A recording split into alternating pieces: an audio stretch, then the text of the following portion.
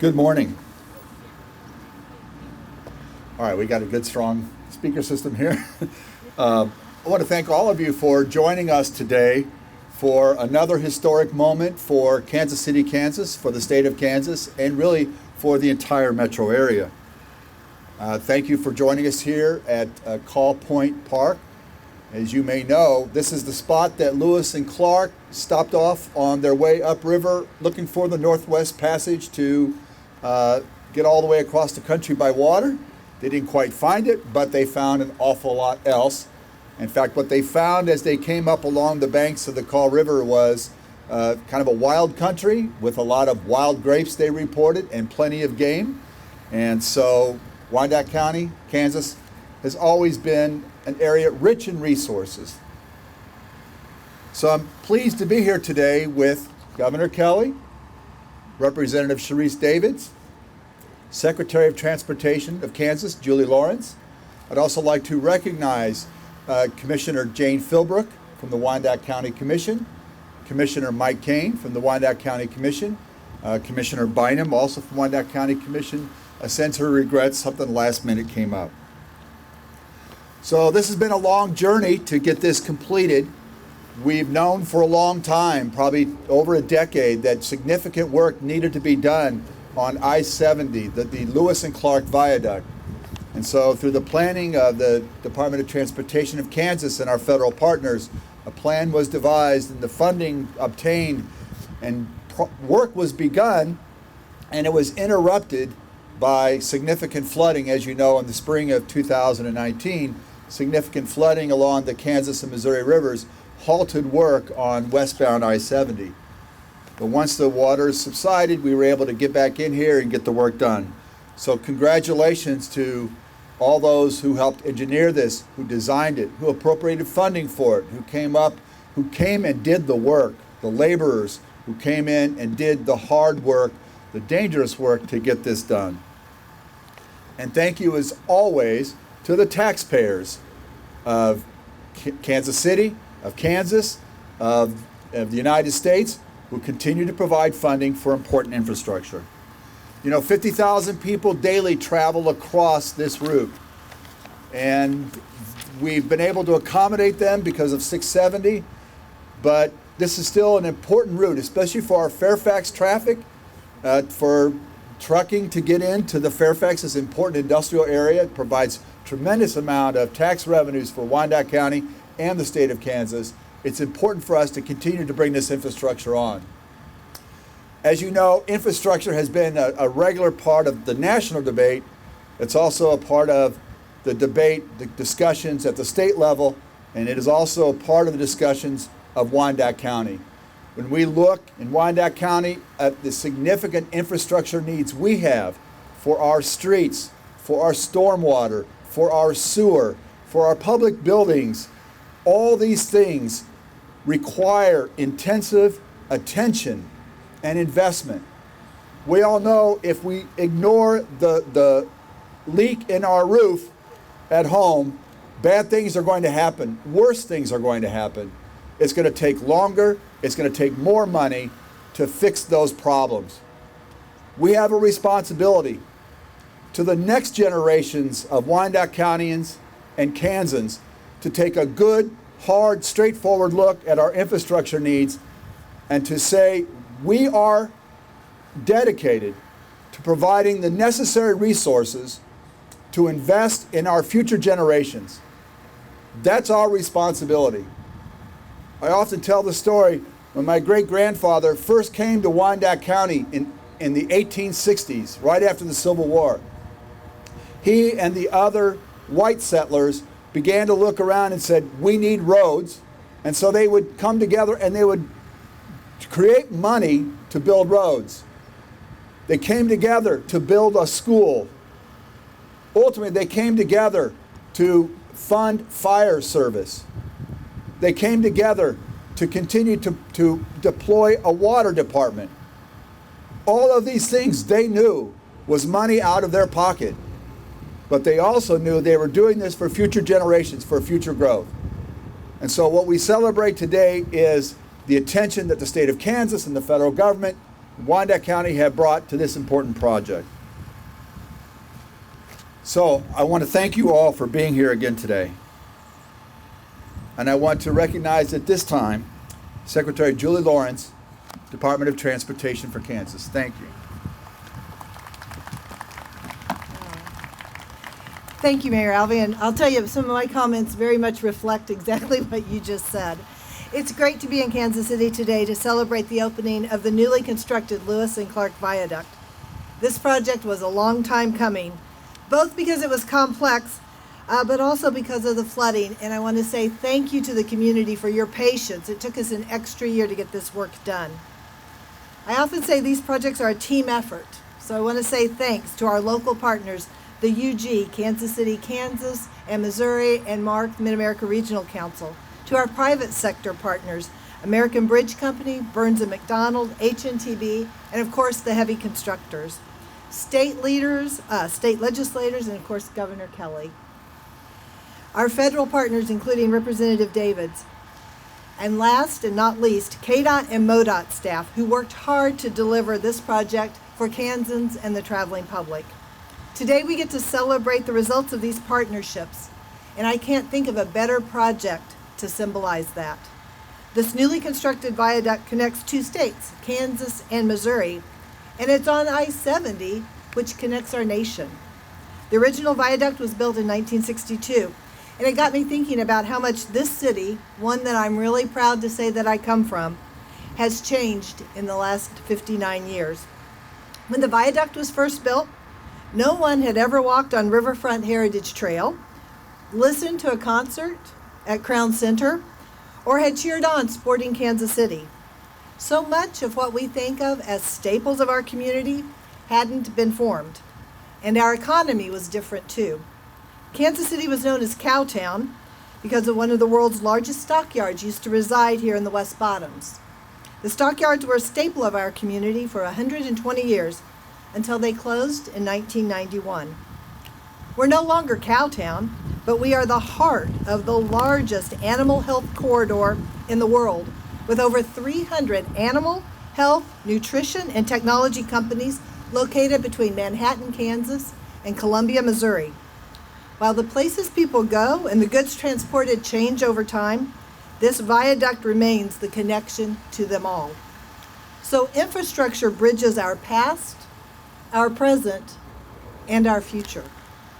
Today, we celebrate a project that builds on the past investment of the generations that came before us. We reconstructed the viaduct that they built for us. This improvement makes it safer to travel for present travelers, and it paves the way for future opportunities. As you said, Mayor Alvey, we needed to restore this infrastructure so we could get where we need to go today, and we have a responsibility to invest in infrastructure so that future generations have opportunities to succeed in ways that don't even exist yet. And I've never been more optimistic about the future of Kansas transportation than I am right now, and this is the reason why. Well, actually, there are three reasons. This is the biggest. At the state level, our new transportation program, IKE, gives us the tools we need to solve more problems and deliver more economic opportunities. And at the federal level, there's a significant interest in a new infrastructure bill that would provide the funding we need, not just to restore today's infrastructure, but to make some transformational investments. Last and most importantly, we have local, state, and federal leaders who all want to work together to make it happen. So we're ready to make past due upgrades to our infrastructure, solve present day problems, and deliver future growth. I'm honored to turn the microphone over to a leader whose role as Vice Chair of the House Transportation and Infrastructure Committee will be able to help us do all of that. Please welcome Representative Sharice Davids.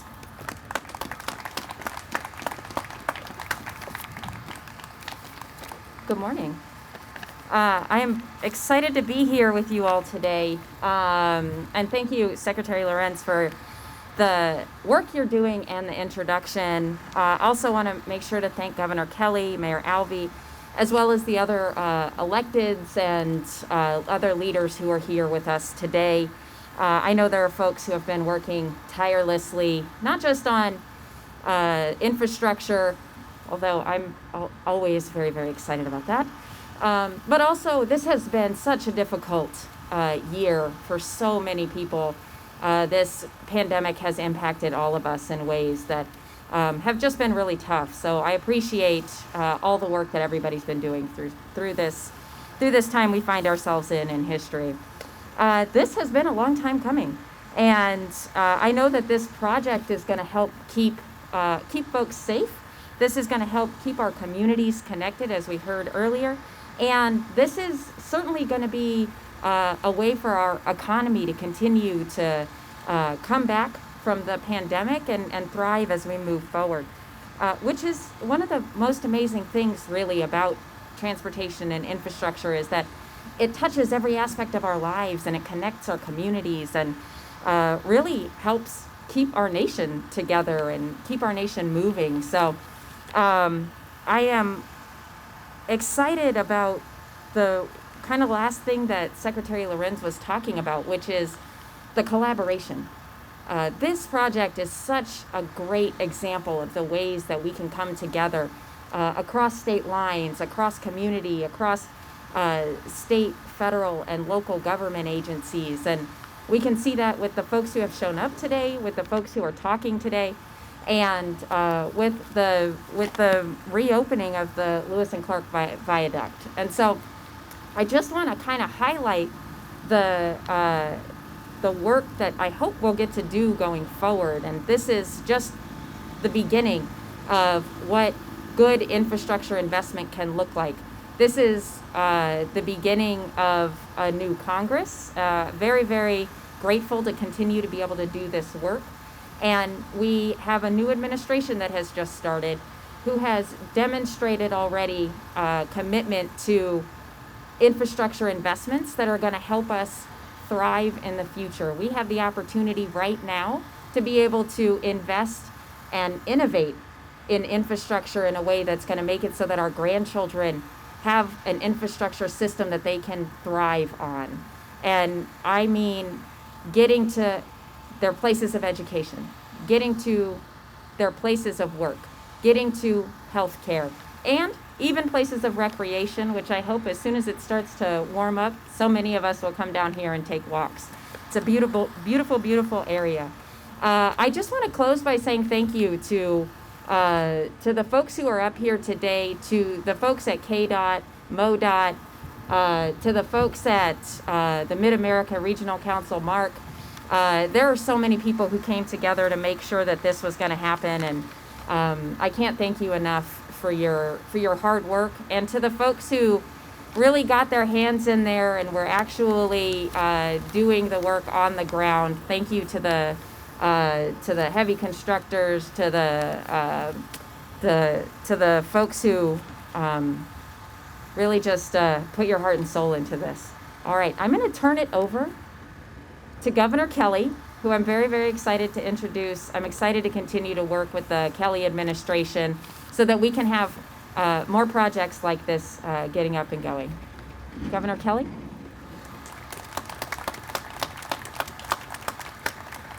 Thank you, Representative Davids. And I just want to sort of build on what Secretary Lorenz said and what Congresswoman Davids said, and tell you that this is what good government looks like. When you get all levels of government, from the locals to the state to the federal government, coming together to build prosperity and development within our communities. This is what it's supposed to be, making wise investments that will pay off for years to come. So it is really great to be here today to celebrate the opening of the reopening, actually, of the Lewis and Clark Viaduct. First of all, I want to congratulate all of you on delivering this project that is so important to your city, to our state, and to our country. This $65 million reconstruction was more than 10 years in the making, and one that was desperately needed. To understand the significance of today's announcement, I want to take you back to the beginning. As far back as a decade ago, officials knew that the 59-year-old viaduct had deteriorated significantly. It costs nearly $1 million in maintenance each year to keep the structure safe and operable for travelers. Clearly, that's not sustainable, either structurally or financially. Something needed to be done, and needed to be done promptly. The study to restore the viaduct was completed in 2012, and the engineering design work began shortly thereafter. Reconstruction was a major undertaking. The viaduct is over a half a mile long, and 19 concrete piers had to be restored or replaced. Construction began in 2018 and was scheduled to be completed in 2 years. But in the spring of 2019, as you've heard and as you've probably experienced, major flooding in this area halted the work. Construction crews lost 58 out of the possible 70 working days. As an aside, it's a bit ironic that the restoration of this viaduct would be delayed by flooding, as this was the only bridge that remained open to traffic during the infamous 1993 floods. Fortunately, the crews were able to resume their work in 2020, and the newly reconstructed bridge officially opened to traffic on January 23rd. This project not only restored aging infrastructure, but it's built to be more resilient for the natural disasters that we may endure in the decades ahead. We need our infrastructure to be resilient for practical reasons. It allows emergency responders to save lives. It keeps our food supply chain secure in times of stress, and it expedites recovery efforts. But 45,000 people also travel across this viaduct every day. That's roughly the same number of people the Kansas Speedway can hold. These travelers rely on this infrastructure to get them to school, to work, or to extracurricular activities. They place their trust and tax dollars in our government, and we, in turn, must deliver. Projects like the Lewis and Clark Viaduct are a testament to the difference road and bridge improvement projects can make for specific communities. Through the landmark Ike Transportation Program, we've been able to start hundreds of infrastructure projects across the state. Individually, these projects will impact communities large and small, urban and rural, in every corner of Kansas. Collectively, they are changing our state's economic outlook. They are improving our quality of life, and they will shore up our recovery efforts as we emerge from the pandemic. My administration is committed to prioritizing the kinds of investments and projects that ensure Kansas continues to grow and thrive for generations to come. And with that, I think all of us will just stay here for any questions that you all might have.